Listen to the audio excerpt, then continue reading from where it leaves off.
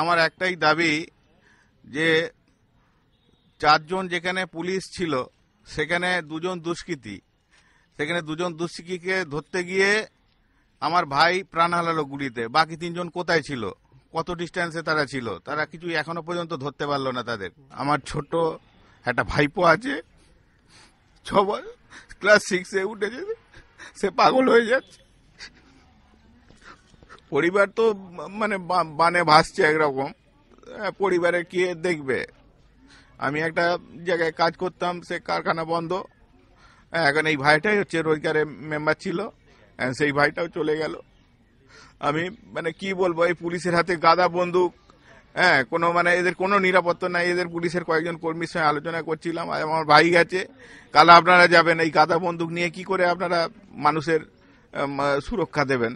ভাই খুব সাহসী ছিল, আমাকে গল্প টল্প করতো এই পুলিশ জীবনে যে সমস্ত কাজকর্ম করেছে, বহু ঘটনার সঙ্গে ও যুক্ত, বহু জিনিসে ও খুব সাহসিকতার পরিচয় দেখিয়েছে, সবকিছু ব্যাপারেই আগিয়ে গেছে।